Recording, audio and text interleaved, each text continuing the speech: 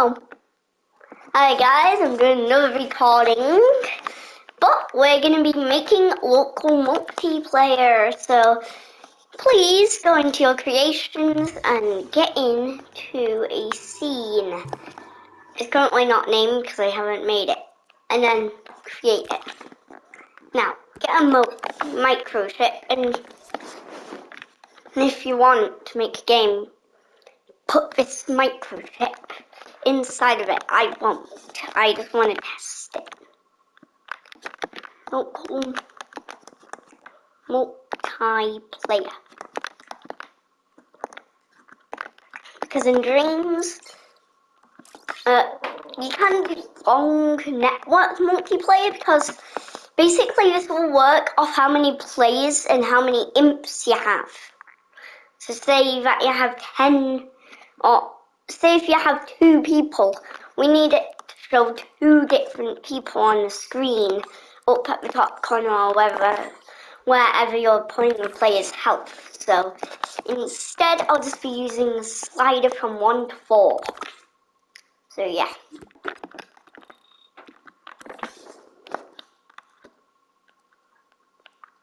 So we need 4, because that's the maximum number of players I know, and 1. So just don't call it anything, this is just for now. We will change it. So this will be so then we can make any number of players. So yeah, now get a little microchip. And we need to make a new column up above because that will make it more easy. Also, what time am I on? A minute. 2 minutes in. I have to do that every time. So now, make a little microchip. We will add some logic later to see how many microchips we do need on do player 1. And I'll do all the colours that PlayStation uses. Because we're using that, but you can make any colour your microchip. And now, we'll just use a little variable to keep track of the health. So let's just call it health, because why not?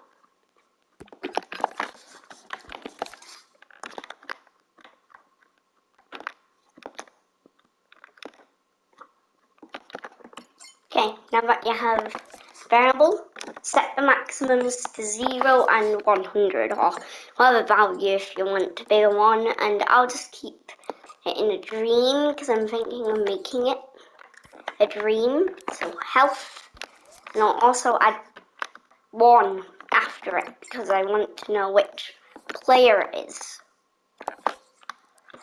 Health 1, this should be called player 1, not health 1.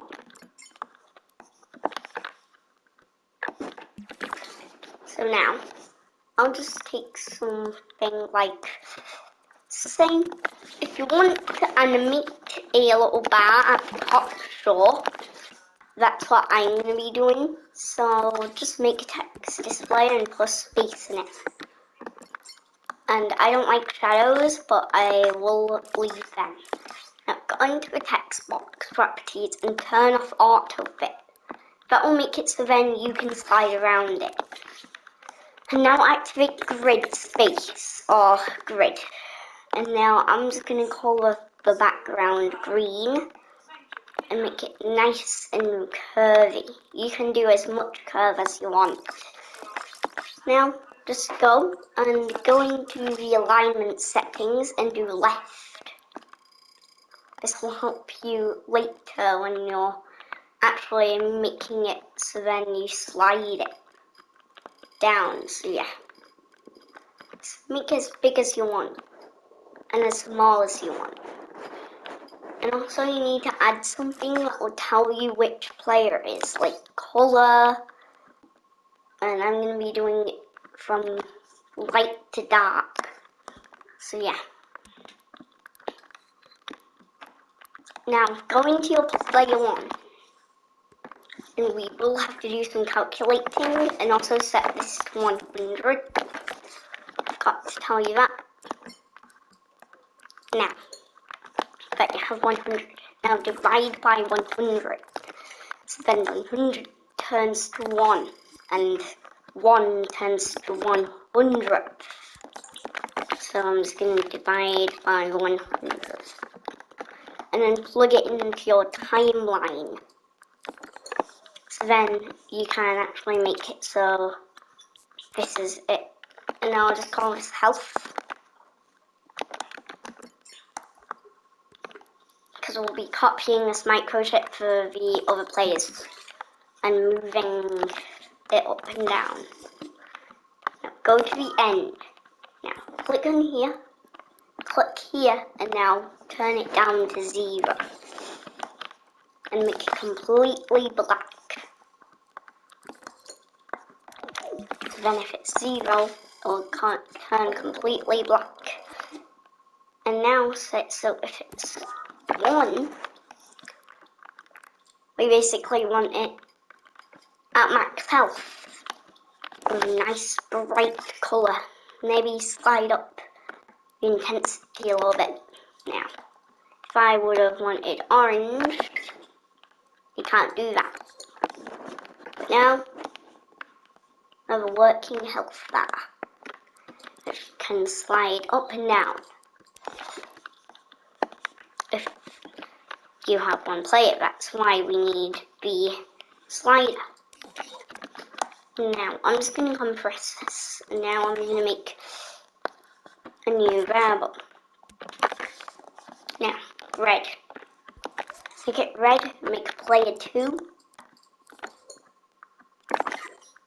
And now change health 1 to health 2.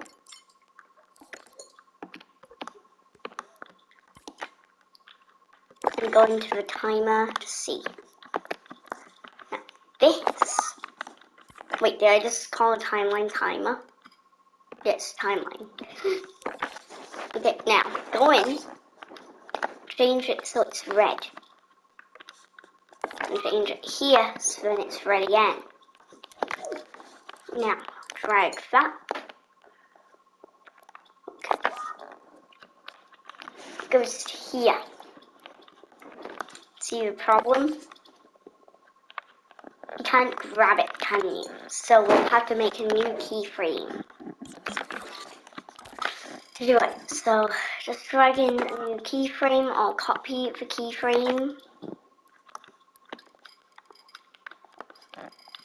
Now make it as big as the star and then drag it down and then make it as small as possible. Now take the health properties and make it black. Now you have your secondary player ready. Now I will just do this off camera if I can. Nope, I can't, so I guess I'll have to do it on camera. I'll probably just try with 2 players in the next stream when I actually make this into a game. Or in the next episode when I make this into a game tomorrow. It can actually do it? Yeah, sure. So we'll always have player 1 enabled because we know that there's always 1 player. Now, go into player 2. Now, take a calculator and go into it and do a great fan. So if that signal is great fan 1.9, which it probably will if you have 2 players, I'm just going to set it to 2 the maximum value. And also, I don't have full friends or full controllers, so I'm only going to be doing 2 players freely. I will do 4 and release it as a template, so if you haven't done this and you're watching the next episode, yeah, you can actually do it. So now, we set to 2, joins, boom. There's an entire player, so I guess that's good. And there is your local multiplayer. Now remember, if you want more players, sure, you just copy these microchips and make it so when this great fan is for 2.9 and 3.9, so then the other players can join, and also I'll be doing this off camera. So I guess I'll see you after. Bye!